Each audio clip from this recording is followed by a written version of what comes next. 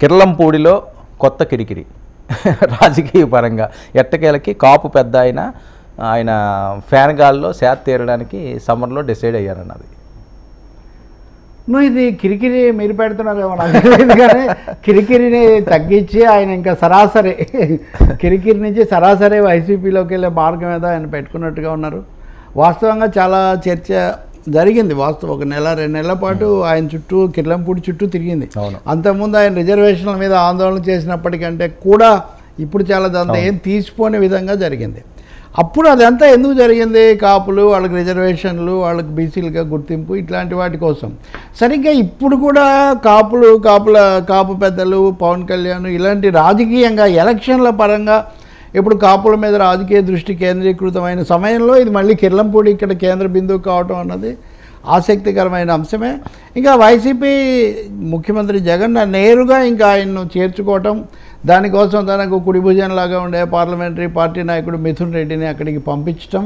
కాబట్టి ఇంక ఇందులో ఇది బహుశా ఇంకా మళ్ళీ వెనక్కి వెళ్ళే అవకాశం ఉండకపోవచ్చు. ముద్రగడ వాళ్ళని ఆహ్వానించారంటేనే, అంటే ఇంతకుముందు కాలంలో బొలిశెట్టి శ్రీనివాస్ వెళ్ళినప్పటి పరిస్థితి వేరు, అది ప్రైమరీ అటెంప్ట్ జ్యోతుల్ నెహ్రూ వెళ్ళినప్పుడు. ఇప్పుడు ఇంత తతంగం జరిగిన తర్వాత వైసీపీ నాయకుడిని కలుసుకుంటున్నాడంటే పర్యవసానాలు తెలిసే ఆయన కలుసుకుంటున్నాడని మనం భావించాలి. 12వ తారీఖు అని ఒక చేరతారని తాత్కాలికంగా ఒక తేదీ కూడా చెప్తున్నారు. అయితే తుది నిర్ణయం ఇంకా రాలేదు, ఇది కూడా అండర్లైన్ చేసుకోవాలి. పెద్ద ఆయన తన నిర్ణయం ఇంకా ప్రకటించలేదు. కానీ ఇదంతా జరిగింది అంటేనే ఆయన శిబిరంలోకి అడుగుపెట్టి ఇవన్నీ జరిగాయంటే ఇది ఇతను కూడా మిథున్ రెడ్డి కూడా జాగ్రత్తగా మాట్లాడుతున్నాడు. ఆయన నిర్ణయం తీసుకొని ఇవ్వండి, ఆయనకు తగిన స్థానం మేము ఇస్తాము, అది ఇదని. ఇక మీరు అన్నది చూస్తే మన మీడియాలో కథనాల ఫాస్ట్ ఫుడ్ స్టోరీస్ అన్నాను నేను. ఇవి ఈ స్టోరీస్ కూడా ఫాస్ట్ ఫుడ్ లాగా, అంటే అప్పటికప్పుడు అంతా క్షణాల మీద తయారు చేసి మ్యాగీ తయారు చేసి అట్లా ఉంది ఇది. ఆయన ఇంకా వెళ్ళకముందే అంట జగన్ ఒక ఏడాది ఈయన ముఖ్యమంత్రిగా ఉంచుతానని ఆఫర్ ఇచ్చారంట. అంటే నిజంగా వినడానికి కూడా విడ్డూరంగా ఉన్న ఇలాంటి కథల మీద మన మిత్రులు చర్చోపచర్చలు జరపటము లేకపోతే కథలు వదలటము చాలా ఆశ్చర్యంగా ఉంది. ఒకవేళ ఆశపడేవాళ్ళు ముద్రగడ శిబిరంలో ఉంటే కూడా ఉండొచ్చు ఎవరన్నా ఆయన అభిమానులు, అనుయాయులు. కానీ అసలు ఇవేమన్నా ఇప్పుడున్న రాజకీయ పరిస్థితుల్లో ఇటు చంద్రబాబు అటు జగన్ మోహరించి దాగుతున్న యుద్ధంలో ఇప్పుడు పవన్ కళ్యాణ్ ముఖ్యమంత్రి కాదు ఉప ముఖ్యమంత్రి చేయాలంటేనే లోకేష్ బాబు అది సరాసరి కుదిరే పని కాదు మా పని చెప్పాడే, ఇప్పటికీ దాన్ని సవరించుకోలేదే. జగన్మోహన్ రెడ్డి విషయానికి వస్తే ఇక్కడ ఈయనే కర్త కర్మ క్రియ అన్నీ ఉన్నప్పుడు అక్కడే కావాలంటే ఉప ముఖ్యమంత్రులు ఎంతమందిని తీసుకుంటారు, కానీ ముఖ్యమంత్రి పదవి ఆఫర్ ఇవ్వడం అనేది ఆఫర్ కథ ఎవరు సృష్టించారో వాళ్లకు మనం ఆఫర్ చేయొచ్చు, ఒక మంచి బహుమతో ఆస్కారో లేకపోతే నోబులో ఇటువంటి ప్రతిపాదనకు పంపిస్తామని. అది ఏమీ ఉండే అవకాశం ఏమీ లేదు. దీంట్లో 2 ఉద్దేశాలు ఉండొచ్చు ఈ కథనాల్లో. ఒకటి, ఏదో పదవి కోసం ఈయన వెళ్తున్నారు, పదవి ఆశ చూపించారు అని చెప్పడం ఒక ఉద్దేశం కావచ్చు. రెండోది, ఆయన ఏం తగ్గలేదు, ఆయన చాలా గంభీరంగానే వెళ్తున్నారు అని వీళ్ళు అనుకూలు అయితే, పవన్ కళ్యాణ్ కూడా చూసారా మాకు చాలా భారీగా గౌరవంగా మేము వెళ్తున్నాం అక్కడికి అని చెప్పే ఇది కావచ్చు. ఏదైనా ఇది ఒక కథ మాత్రమే అని నేను బలంగా నమ్ముతున్నాను. ముద్రగడకు కూడా ఇంకా పెద్ద ఆప్షన్స్ కూడా ఏమి లేవేమో ఇప్పుడు, ఎందుకంటే ఎన్ని దశలు మారి వాళ్ళతో మాట్లాడి వీళ్ళతో మాట్లాడి. ఇంకొక కథ కూడా మీరు సైమల్టేనియస్గా మీడియాలో చూస్తారు, ఎన్నికల పోటీకి ముద్రగడ కుటుంబం దూరంగా ఉంటుందని వాళ్ళు అనుకుంటున్నారా, ఉండాలని కథలు చెప్పేవాళ్ళు అనుకుంటున్నారా, వీళ్ళే ముందుగా ఈ కథలు సృష్టిస్తున్నారా? పిఠాపురంలో పోటీ ఆయన చేస్తాడా లేదా వాళ్ళ అబ్బాయి కూడా ఎక్కడికైనా వస్తాడన్నారు. ఇవన్నీ చాలా, అంటే ఎంత జరుగుతుందంటే గోదావరి తీరంలో కుల రాజకీయం ఒకవైపున, ఇంకోవైపున ఈ సమీకరణాల ఈక్వేషన్స్ రాజకీయం, సోషల్ ఇంజనీరింగు, పొలిటికల్ ఇంజనీరింగు, ఈ ఫాస్ట్ ఫుడ్ ఇంజనీరింగు, ఇదంతా చాలా భారీ ఎత్తున జరిగిపోతున్నట్టు మటుకు కనిపిస్తుంది. We have to wait. ఇంకా ముద్రగడ అంత తొందరగా నిర్ణయం చెప్పే మనిషి కూడా కాదు. మిథున్ రెడ్డి వచ్చాక ఆయన తన లేఖ రాస్తాడో రేఖ మారుస్తాడో లేదో చూడాలి. అంటే ఖచ్చితంగా ఏదో డిసిషన్ తీసుకోవాల్సిన అవసరం వచ్చింది కదండి. అంటే ఇప్పుడు ఇదంతా జరిగిన తర్వాత వైసీపీని ఎంటర్టైన్ చేసి ఇన్ని స్టోరీలకు అవకాశం ఇచ్చిన తర్వాత ఇప్పుడు ఆయన వెనక్కు వెళ్ళే అవకాశం దాదాపుగా ఉండదు. ఒక విధంగా ఆయన వ్యక్తిత్వానికి సంబంధించిన అంశం కూడా అవుతుంది. దీని ప్రభావం ఎలా ఉంటుందని చూస్తే మటుకు అది గోదావరి జిల్లాలో ఈ కాపు శిబిరంలో మటుకు ఒక కలకలం రేపడమే కాదు, డిస్టర్బ్ చేస్తుంది. ఉన్నటువంటి equation, Pawan Kalyan road map, ఆయన వేసుకున్న plan, political plan, election plan, సైమల్టేనియస్గా అది చంద్రబాబు దాని మీద కూడా ఆ ప్రభావం పడే ఒక అవకాశం కూడా ఉంటుంది. అసలు ఈ సమయంలో ఇంకోవైపు నుంచి కథనం ఏంటి, ఈయన బీజేపీలో చేరి బీజేపీ సీఎం అభ్యర్థి అని దాని మీద కూడా చాలామంది అంటే ఎటువంటివి అసలు బీజేపీలో ఆయన చేరి సీఎం అభ్యర్థిగా ఆయన పెట్టడం అని అంటే తాడు బొంగడం లేని కథలు చాలా తీవ్రంగా విహరించాయి. బహుశా ఆయన వైసీపీలో చేరి పెద్దరికంగా ఏదో ఒక పునరావాసం పొందే ఒక అవకాశం, నామినేటెడ్ పోస్ట్ వరకు నామినేటెడ్ పోస్టు గౌరవప్రదంగా సృష్టించేది, లేకపోతే వీళ్ళందరినీ అధ్యయనం చేయడానికి ఒక ఇప్పుడే చేయొచ్చు, అది ఎన్నికల ముందు కూడా చేయొచ్చు, ఇంకా నోటిఫికేషన్ రాలేదు కాబట్టి కాపులు వీళ్ళందరి సర్వతోముఖాభివృద్ధికి ఒకటి చేయమనో, లేదా వెనకబడిన కులాల గురించి చేయమనో ఏముంది, శతకోటి ఉపాయాలు ఉంటాయి కదా. అంటే ఒకవేళ ఈయన తీసుకునే నిర్ణయంతో మళ్ళీ అధికారం వస్తే ఓకే, ఈయనకి ప్రయారిటీ ఉంటుంది, లేకపోతే ఇది 3-4 ముచ్చటే కదా సార్. ఇప్పుడు ఆయనేం చాలా రోజులుగా ఆయనేం అధికార పీఠంలోనో రాజకీయ ప్రాముఖ్యతలోనూ లేడు. తన స్థానం, తన సంస్థానం, తన పీఠం, తన శిబిరం, తన గౌరవం, అంతవరకు ఆయన ఉన్నారు. కాకపోతే కాపులకు పెద్దగా ఉంటాడు, వాళ్ళ తరఫున ఉంటాడు. రెండవది మరీ స్వార్థపూరితంగా వివాదాల్లో చిక్కుకోకుండా ఏదో అట్లా ఉంటున్నాడు ఆయన. అంటే లేవా అంటే విమర్శకులు చాలా చెప్తారు, కానీ అలా నిలబెట్టుకుంటున్నాడు. ఇంకా అంతకని ఛాయిస్ లేదు కదా. ఇప్పుడు ఆయన ఇప్పటివరకు నిర్వహించిన రాజకీయ నేపథ్యం చూసినప్పుడు ఆయన తెలుగుదేశంతో కలవలేడు, చంద్రబాబు దగ్గరికి వెళ్ళలేడు. చంద్రబాబు పవన్ కళ్యాణ్ అంతగా దాదాపు పెనవేసుకుపోయిన తర్వాత పవన్ కళ్యాణ్ మీ దగ్గరికి వచ్చి మాట్లాడతానని ఇచ్చిన మాటను నిలబెట్టుకోలేదు, వెళ్ళలేదు. అంటే ఒక విధంగా ఉపేక్షించడమే కదా. అది మాట తప్పడం అని కూడా కాదు, బాట తప్పడమే. ఆ బాట వద్దు నాకు, అవును, ముద్రగడ, ఆ ఈక్వేషను, ఆ కాంబినేషన్ నాకు వద్దని ఆయన అనుకున్నాడు. సో ఈ రెండు కోణాల్లో కూడా ఆయన జనసేన టీడీపీ శిబిరంలోకి వెళ్ళలేడు కదా. ఇంకాకపోతే ఒకటే, ఊరికే మౌనంగా తన దూరంగా ఉండి వాళ్ళ అబ్బాయి లేకపోతే వెళ్ళటం, ఆశీర్వదించటం, లేకపోతే అధ్యయనం చేయడం, ఇట్లాంటివి చేయొచ్చు. జగన్ సమక్షంలో అనేది కూడా ఒకటి ఇప్పుడు నొక్కి చెప్తున్నాడు, మిథున్ రెడ్డి కూడా చెప్తున్నాడు. కాబట్టి మరి ఆయనకు జగన్కు మధ్యలో కూడా ఏమైనా సంభాషణ జరిగిందా, ప్రత్యక్షంగానో పరోక్షంగానో అనేది కూడా ఒకటి ఉంది. మిథున్ రెడ్డి అయితే దాదాపు ఆయన మనిషే, జగన్ వాయిస్ లాగే మనం మిథున్ వాయిస్ను తీసుకోవాలి. ఎందుకంటే వైసీపీ ప్రభుత్వంలో జగన్ తర్వాత వనరులు పట్టు ఉన్నది పెద్దిరెడ్డి రామచంద్రారెడ్డి, నెక్స్ట్ మిథున్ రెడ్డి. కాబట్టి ఇందులో చెప్పగలిగింది, ఇంకా చెప్పాల్సింది ఏం లేదు, అంతా ఓపెన్గానే ఉంది. చేరే అవకాశమే 199% అటువైపు మారినట్టే భావించవచ్చు. దాంతో కాపు, జనసేన, పవన్ కళ్యాణ్ ఈక్వేషన్, ఆ ఈక్వేషన్ ఎలా చూడాలి సార్? ఆ ఈక్వేషన్ డిస్టర్బ్డ్. ఇప్పుడు ఒక్కొక్క డిస్టర్బెన్స్, మొన్న ఒక డిస్టర్బెన్స్, షెడ్యూల్ డిస్టర్బెన్స్ చెప్పాము, ఇప్పుడు అది డిస్టర్బ్ అవుతుంది. నిజంగా అంటే ముద్రగడ పవన్ వైపు వచ్చి ఉంటే అది పెద్ద అసెట్ అవుతుంది, అయి ఉండేది ఇంకా అన్క్వశ్చన్డ్గా. ఇప్పుడు ఆ అవకాశం అయితే పోయింది, ఆ అవకాశం ఇప్పుడు లేదు. దాన్ని జగన్మోహన్ రెడ్డి గారు చాలా తెలివిగా అందిపుచ్చుకున్నారు అనుకోవచ్చా? అంతే కదా. ఇప్పుడు అటువైపున అతను చూస్తాను, కలుస్తాను, 1-2 సార్లు మాట్లాడి ప్రత్యక్షంగా పరోక్షంగా సంకేతాలు ఇచ్చాక కూడా ఎందుకు పవన్ కళ్యాణ్ వెళ్ళలేదు, నిన్న మనం అది కూడా డిస్కస్ చేసాం. ఒకటి తను సొంతంగా వెళ్ళలేదా, లేకపోతే తెలుగుదేశంతో ఇది కుదరదు, వర్కౌట్ కాదని వెళ్ళలేదా, ఆయన వెళ్లకుండా ఆపబడ్డారా, ఈ ప్రశ్నలన్నీ ఉన్నాయి. ఈ ప్రశ్నలన్నీ కులాల గురించి చెప్పకూడదు, కానీ చెప్పక తప్పని పరిస్థితిలో తీసుకుంటే కోస్తా జిల్లాలో బలంగా ఉండే కమ్మ కాపు ఈక్వేషన్ను లేకపోతే ఆ రాజకీయ పోటీని మళ్ళీ తెర మీదకి తీసుకొచ్చేసాయి. అటు వెళ్ళుంటే అదొక కాంబినేషన్ ఒకటి ఉండేది. ఇప్పుడు లేకపోవడంతో మళ్ళీ టీడీపీ ఆసక్తులకు, వైసీపీ ఈ శక్తులకు ఎక్కువగా ఉన్నాయి అనే మాట ఏదైతే ఉందో, 2014లో మొదటిసారి, బహుశా చివరిసారి కమ్మ కాపులు వైసీపీకి ఓటు వేశారు ఎక్కువ భాగం. కొంత మార్పు అప్పుడు కనపడింది, గోదావరి జిల్లాలో ఎక్కువ సీట్లు కూడా వచ్చాయి. 19లో మళ్ళీ తిప్పుకున్నారు వైసీపీ వాళ్ళు. పవన్ కళ్యాణ్ ఒక క్యాటలిస్ట్గా ఉండి దీన్ని మార్చడానికి ఒక పెద్ద ప్రయత్నం చేశాడు ఆయన. 2019లో తన కరిష్మా ఒకటే సరిపోదని తెలుసుకొని 2024 నాటికి సోషల్గా ఈ ఫోర్సెస్, ఈ క్యాస్ట్ గ్రూప్ కూడా తనతో తెచ్చుకోవాలని ఒక ప్రయత్నం చేశారు. కానీ బహుశా ఆయనకు పూర్తి ఆయన మాటే చల్లకపోవడం వల్ల, రెండవది ఆయనకు రాజకీయంగా ఎత్తులు పై ఎత్తులు వీటిలో ఉండాల్సినంత అనుభవం లేకపోవడం వల్ల, మూడవది వ్యక్తిగతంగా ఆయన రాజకీయం ఎక్కువగా నడుస్తున్నందువల్ల అది వర్కౌట్ కాలేదు. దాన్ని జగన్మోహన్ రెడ్డి ఏమో చాలా రోజులుగా ఆయన ఈ పనిలో ఉన్నాడు కదా. ఇప్పుడు ప్రశాంత్ కిషోర్ ఇప్పుడు దూరం అయిండొచ్చు, కానీ ఐపాక్ టీం యొక్క వర్క్ అంతా సోషల్ గ్రూప్స్ని ఎలా డివైడ్ చేయాలి, ఎవరిని కలపాలి, ఏ కాంబినేషన్ వర్కౌట్ అవుతుంది, దీని మీదే వాళ్ళు మునిగి తేలుతారు. ఇదే చేశారు వాళ్ళు. ఆ లెక్కలన్నీ ఉన్నాయండి వైసీపీ దగ్గర. యా, చాలా ప్లాన్డ్గానే వెళ్తున్నాడు. చాలా చాలా అంటే ప్లాన్గా వెళ్తున్నారంటే వెంటనే అది ఏదో సానుకూలంగా భలే చేస్తున్నాడు అని నేను చెప్పట్లేదు.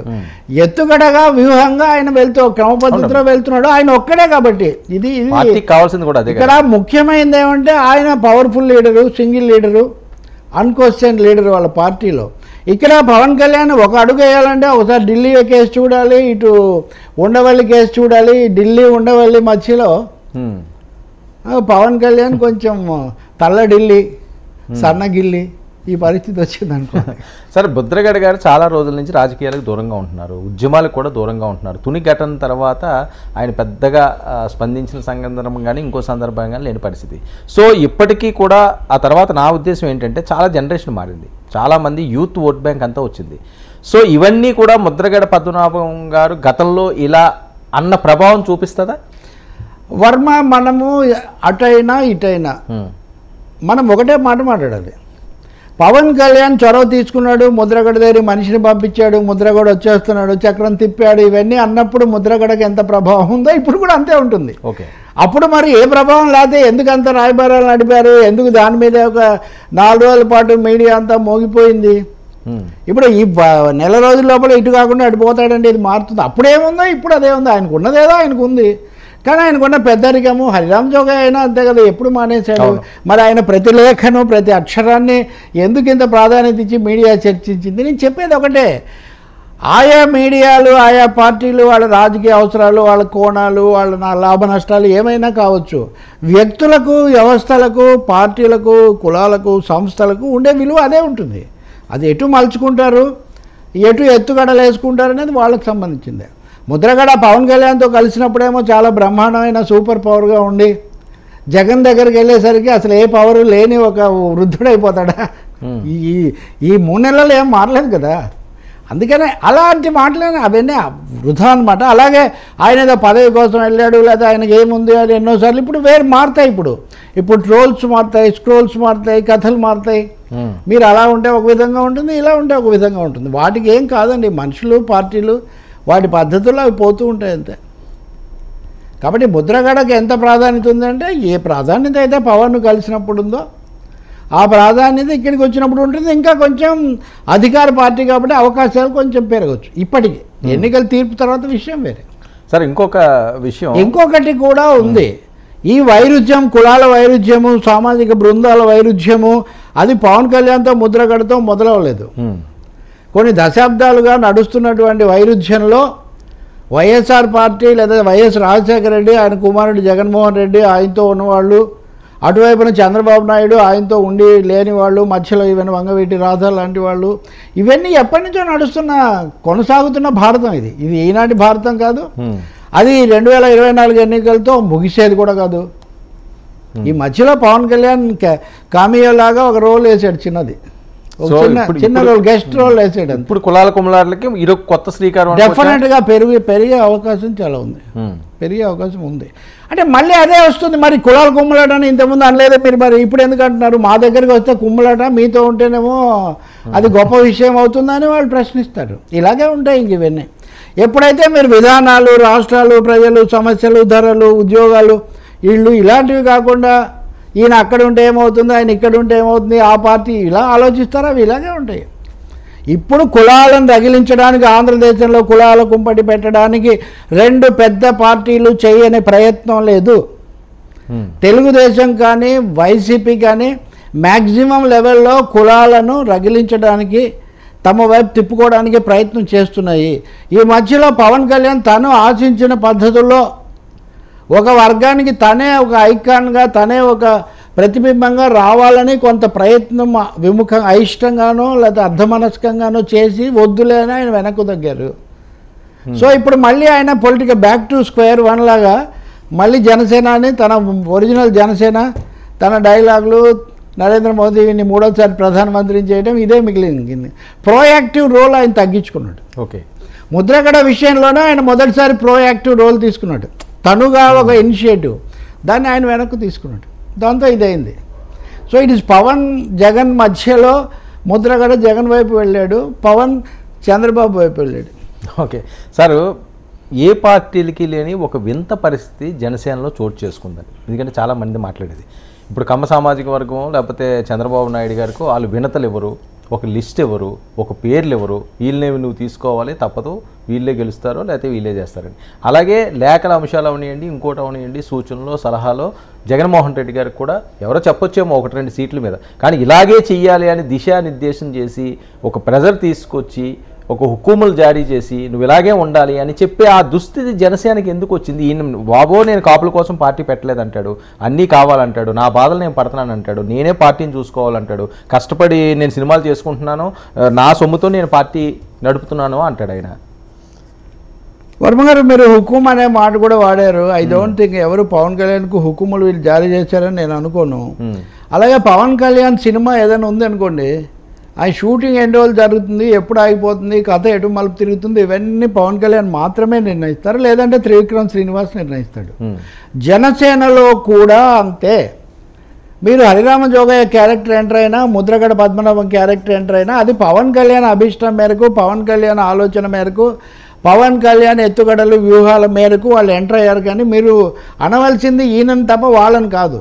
వాళ్ళు వచ్చి మంగళగిరి జనసేన కార్యాలయంలో కాపు సంక్షేమ సమితి తరఫున హరిరామ జోగయ్య మాట్లాడాడంటే పవన్ కళ్యాణ్ ఆహ్వానం లేకుండా ఆయన రాలేదు. కామన్ కాదండి. మీరు ఆయన వాళ్ళతో ప్రోయాక్టివ్గా వాళ్ళని కలుపుకొని వెళ్ళడానికి, ఆ ముద్ర పొందడానికి ఒక ప్రయత్నం చేశాడు ఆయన.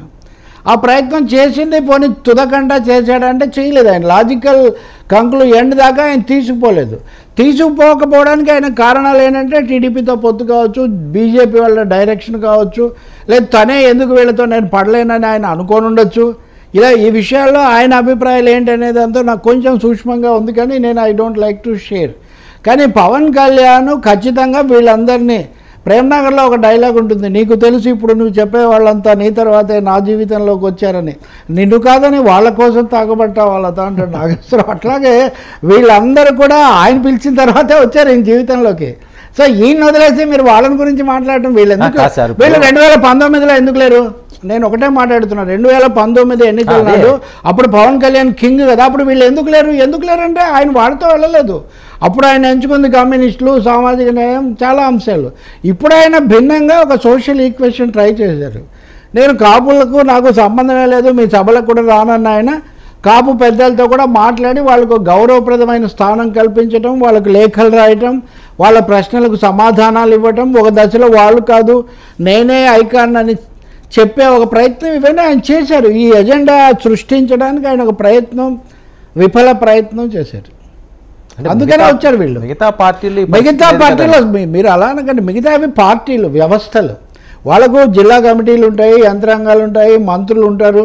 ఇప్పుడు అధికార పార్టీకి ఇప్పుడు మంత్రులు, వాళ్ళు పరిశీలకులు ఎవరో వెళ్తారు, వాళ్ళు కూర్చుంటారు, మాట్లాడతారు, జాబితా తీసుకుంటారు.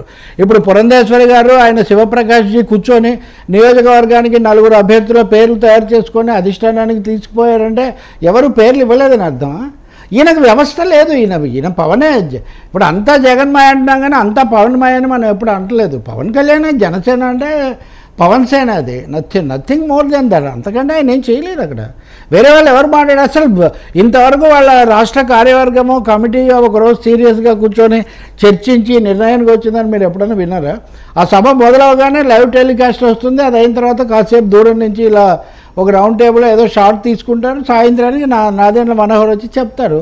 సో 10 ఏళ్ళు గడిచినా కానీ ఆయన పార్టీ వ్యవస్థను పెరగలేదు. కారణం ఏదైనా సరే, రానివ్వలేదా మనం చెప్పలేం. కానీ అందుకని ఆయన ఒక ప్రయత్నం చేశారు ఈసారి, వీళ్ళను కాపు పెద్దలను కొంచెం ముందుంచుకొని తను కొంత ఒక సమాంతరంగా ఒక వేదిక తయారు చేసుకోవచ్చని, అది అందులో ఆయన విఫలమయ్యారు.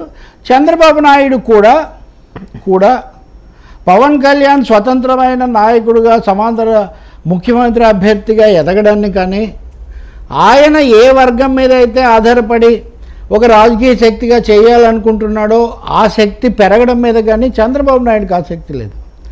ఎందుకంటే చంద్రబాబు నాయుడు నడిపిస్తున్న, ఆధారపడి ఉన్న రాజకీయ సామాజిక తరగతులకు వాళ్లకు పడదు. ఇది ఇక్కడ జరిగిన పరిణామక్రమం అంతే. ఇందులో జగన్ ఇనిషియేటివ్ తీసుకున్నాడు. ఈ పవన్ కళ్యాణ్కు ఉన్నటువంటి జంఝాటాన్ని, సందిగ్ధతను జగన్మోహన్ రెడ్డి అవకాశంగా తీసుకున్నారు. పాలక పార్టీలు ఎప్పుడు అంతే. పాలకవర్గ పార్టీలు అధికారంలోకి వచ్చిన వాళ్ళు, లేదా దగ్గరగా ఉన్నవాళ్ళు ఏ కులంతో ఏ మతంతో ఏ వర్గంతో కలిస్తే తనకు అనుకూలం అని దాన్ని బట్టి వాళ్ళు చేస్తుంటారు. ఇంకా అంతకంటే వాళ్ళకేమీ ఎవరి మీద పెద్ద ప్రేమలు ఓకే అవేమి ఉండవు. సరే, బట్ ఇప్పటికి కూడా మీరు ఇంకా పెద్ద ఆయన మాట్లాడినవ్వండి, కిర్లంపూడి వాయిస్ ఇంకా రావాలి. Kirlampudi final voice final word ఇంకా రావాలి కదా.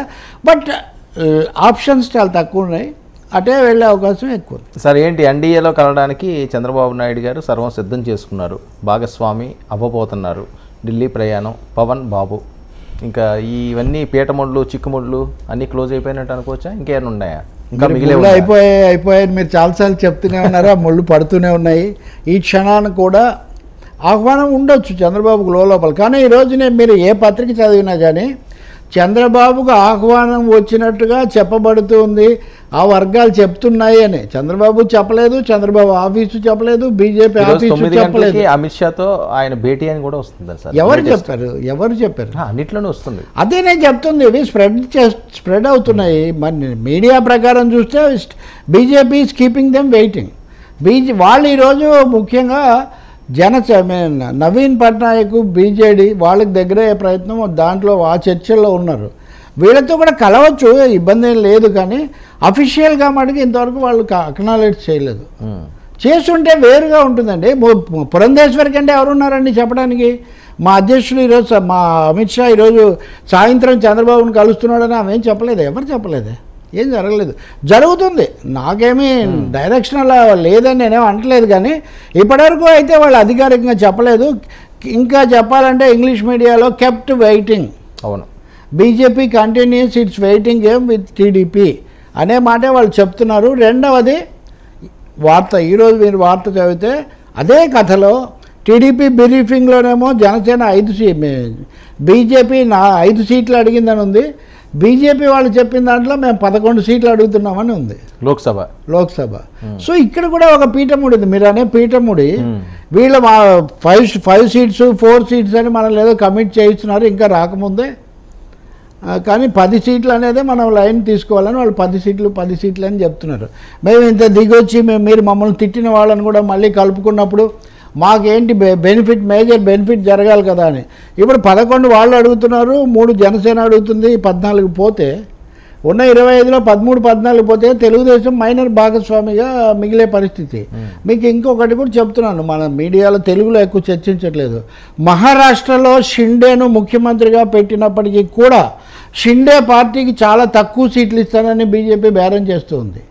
బీహార్లో నితీష్ కుమార్ను ముఖ్యమంత్రిగా పెట్టినప్పటికీ కూడా నితీష్ కుమార్కు సెకండ్ ప్రయారిటీ మాత్రమే బీజేపీ వాళ్ళు ఇస్తున్నారు. ఆఖరుకు బీజేడీ ముఖ్యమంత్రిగా అవిచ్ఛిన్నంగా 20 ఏళ్ళ నుంచి పాలిస్తున్న నవీన్ పట్నాయక్ కలవాలని నిర్ణయించుకొని, మీరు చూడండి నవీన్ పట్నాయక్ కలవడం ఏంటంటే అవిచ్ఛిన్నం కదా. జగన్ నవీన్ అనే ఇద్దరు బయట నుంచి బలపోయి ఎందుకు ఆయన నిర్ణయించుకున్నాడు? అలా నిర్ణయించుకుంటే ఆయనకు కూడా పెద్దపీట వేయడానికి వీళ్ళు సిద్ధంగా లేరు. సో ఉన్నదేదో ఉంది, కొత్త వాళ్ళు కలిస్తే మన టర్మ్స్లో మనకు లోబడి కలవాలి తప్ప గతంలోలాగా వాళ్ళ ప్రకారం మా జూనియర్ భాగస్వాములుగా ఉండమని. సో చంద్రబాబు నాయుడు ఇప్పుడు బీజేపీతో వెళ్ళటం అంటే సీనియర్ భాగస్వామిగా బీజేపీని ఒప్పుకోవడానికి అంగీకరించే వెళ్ళాలి. అయితే జగన్ కూడా నవీన్ పట్నాయక్ లాగా చేరొచ్చు కదా. ఉదాహరణకు చంద్రబాబు కంటే ఎక్కువగా లోబడి ఉంటాడు, చంద్రబాబు కంటే ఎక్కువ సమస్యలు ఉన్నాయి. కానీ ఎందుకు చేరడంటే వీళ్ళ మత రాజకీయాలు, కమ్యూనల్ రిలీజియస్ పోలరైజేషన్ కుదరదు. Christian card, YCP Christian party అని ఇప్పటివరకు బీజేపీ చేసిన ప్రచారం, వాళ్ళ హిందుత్వ ప్రచారం, ఈ రెండింటికి కుదరదు. కాబట్టి ఆయనతో రాజకీయంగా ఆయన మద్దతు తీసుకోవడం తప్ప ఆయనతో రాజకీయంగా పొత్తు పెట్టుకునే అవకాశం ఇద్దరికీ లేదు. ఆ సమస్య చంద్రబాబుకు లేదు కాబట్టి కొంత ప్రయత్నిస్తున్నారు. కానీ చంద్రబాబును ఎంతగా ఒత్తాలి, ఎంతగా తగ్గించాలి, ఆయన దగ్గర నుంచి మ్యాక్సిమం సీట్లు ఎలా రాబట్టాలి అనే ప్రయత్నంలో బీజేపీ ఉంది. ఇది తనకున్న సైద్ధాంతిక సందిగ్ధతకు తోడు ఈ సీట్లకు సంబంధించి కూడా బేరసారాల కోసం వాళ్ళు దగ్గరకు పిలిచి మాట్లాడి కూడా ఏదో ప్రమిదను తెచ్చి ఒత్తిడి చేసి బ్రహ్మచు ఇంత చేసి వెలిగించేందుకు వెనక ముందులాడేవా అంటుంది ఆమె పాటలో. అట్లాగే వాళ్ళు అన్నీ సిద్ధం చేసి కూడా చివరి అడుగు వేయడానికి ఫైనల్ కాల్ ఇంకా రాలేదని చెప్తున్నారు. సో రాత్రికి రాకపోవచ్చు. నేను నిన్న మీకు కూడా చెప్పాను, రేపు చెప్పాము. ఈరోజు ఏం జరగలేదు ఇప్పటివరకు, అఫీషియల్లీ నథింగ్ దేర్. హఠాత్తుగా ఏమన్నా రావచ్చేమో. కానీ ఇప్పుడున్న సమాచారం ప్రకారం వాళ్ళు మహారాష్ట్రను, ఒరిస్సాను, బీహార్ను ఫైనలైజ్ చేసుకోవడానికి ఎక్కువ ప్రయారిటీ ఇస్తున్నారు. అలాగే తెలంగాణకు సంబంధించి ఇంకా విడుదల చేయాల్సిన 8 మంది అభ్యర్థుల పేర్లు ఆ సమస్యలో కూడా వాళ్ళు మునిగి ఉన్నారు. తెలుగుదేశం జనసేన విషయం కొంచెం ఆలస్యం కావచ్చు, ఇంకోటి 1-2 రోజులు ఆలస్యం కావచ్చు. ఓకే, ఏదైనప్పటికీ కూడా వాళ్ళు చెప్పింది వినాల్సిందే. వాళ్ళు చెప్పింది వినాలి, అంతే. వాళ్ళు చెప్పింది వినాలి, వాళ్ళకి పెద్దపీట వేయాలి. 2018కి ముందు చంద్రబాబుకున్న లగ్జరీ ఇప్పుడు బీజేపీ ఇవ్వదు. ఇప్పుడు వాళ్ళ లగ్జరీ ఉండదు. మా టర్మ్స్ కండిషన్స్ షరతులు వర్తిస్తాయి అన్నట్టుగానే బీజేపీ కండిషన్స్, బీజేపీ వలయంలోనే చంద్రబాబు నాయుడు. నవీన్ పట్నాయకే వెళ్తుంటే చంద్రబాబు నాయుడు ఏముందండి? 20 ఏళ్ళ నుంచి జ్యోతిబాస్ తర్వాత ఎదురు లేకుండా అంత పాలించిన నవీన్ పట్నాయక్ ఏ అవసరం లేని ఆయన వెళ్ళి పొత్తు అంటే ఎందుకు అంటున్నాడు చెప్పండి? చాలామందికి తెలుగుదేశము, టీడీపీ, వైసీపీ వీళ్ళు నేను మాట్లాడేవి వాళ్ళకి అర్థంగా, వాళ్ళకి ఇష్టమైన మాటలు ఇష్టంగా వినిపిస్తాయి.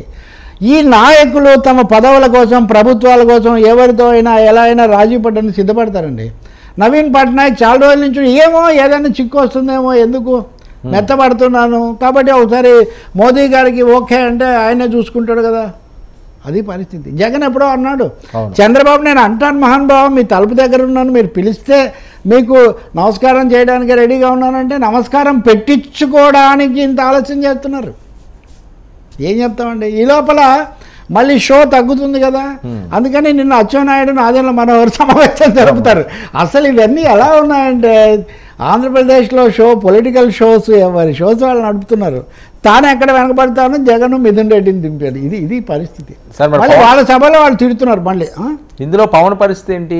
సరే బీజేపీ పదే పవన్ గురించి అడిగి నేను పవన్ మీద కామెంట్ చేసి పవన్ అభిమానులు బాధపడి అనేది ఏంటంటే ఇక్కడ కీలకం, పవన్ చాలా చాలా సహాయక పాత్రలో ఉన్నాడు. ఇంకా చెప్పాలంటే కొంత అసహాయతలోనే ఉన్నాడు. ఇద్దరు పెద్దల మధ్యలో ఇరుక్కుపోయి ఉన్నాడు. Sandwiched between TDP and BJP. చంద్రబాబుకేమో పూర్తిగా కమిట్ అయ్యి ఉన్నాడు, ఎన్డీఏ ద్వారా మోదీకి కమిట్ అయి ఉన్నాడు. ఈ కమిట్మెంట్లో నుంచి వెనక్కి వస్తే విశ్వసనీయత ఇంకా ఉన్నది కూడా పోతుంది. విశ్వసనీయత అనేది ఒక పెద్ద సవాలు. ఇక్కడ దాకా వచ్చాక ఆయన ఇప్పుడు ముద్రగడ విషయంలో విశ్వసనీయత దెబ్బతింది కదా. ఈ విశ్వసనీయత ముద్రగడనే కాకుండా ఆయన అనుయాయులను, ఆయన సామాజిక తరగతిని ప్రభావితం చేస్తూ అయిందేదో అయింది, ఇంకా చంద్రబాబుతోనే మంచిది అనే ఓ దాంట్లో ఉన్నాడు. తప్పని పరిస్థితి, తప్పని అసలు మాట్లాడుతున్నారు ఆయన. ఆయన మాట్లాడారు ఈ మధ్య అసలు రాజకీయంగా నేనేం వినలేదు.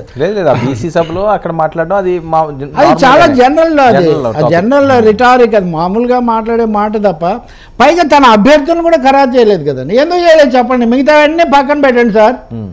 ఆ 19 స్థానాలు ఆయన చేతుల్లోనే ఉన్నాయి కదా, ఎందుకు అభ్యర్థులను ప్రకటించలేదు? అసలు ఆ 19 స్థానాలు ఏవో చెప్పారా? ఎందుకు చెప్పలేదు? అంటే ఆయనకు అంత స్వతంత్రత, పరాధీనత ఉంది ఆయనకి. ఇప్పుడు ఒత్తిడి ఉంది ఆయన మీద విపరీతంగా. చాలా ఇలాంటి పరిస్థితి. ఆయన అంటే ఒక కరిస్మాటిక్ సంవహన శక్తి కలిగిన వాళ్ళు అంటారు, జనాకర్షణ ఉన్న నాయకుడు 3వ దఫాలో కొని తెచ్చుకోవడం నిజంగా విచిత్రమే. బీజేపీతో కలవడం వల్ల రాష్ట్రానికి ఒరగదు, తర్వాత ఏమి రావు, అవి పక్కన పెడదాం. అవి ఒక్క మాట మాట్లాడలేకపోతున్నాడు. ప్రత్యేక హోదా అన్నాడు, ఇంకొకటి మాట్లాడరు. మహా అయితే జగన్ అంటాం పెద్ద సమస్య ఉందండి. సరే, 17 చిలకలూరుపేటలో టీడీపీ జనసేన భారీ బహిరంగ సభట, ఉమ్మడి మేనిఫెస్టో ఆ రోజు రిలీజ్ చేస్తారట. ఈ లోపల ఈ ఢిల్లీ పెద్దలతోటి ఇవన్నీ కూడా ఒక కొలిక్కి వస్తాయి. భవిష్యత్ ప్రకటన జనసేన టీడీపీ అంటున్నారు ఏంటి అని ఇంత చర్చ జరుగుతుంటే నిజంగా బీజేపీ ఎందుకు అభ్యంతరం పెట్టదో, ఈ అవకాశం ఏంటో నాకు తెలియదు. మాతో ఒకవైపు చర్చలు అనుకుంటూ వారం తర్వాత మీరిద్దరే సభ పెట్టడం ఏంటి, మీరిద్దరే మేనిఫెస్టో పెట్టడం ఏంటి అని వాళ్ళు అడగరండి.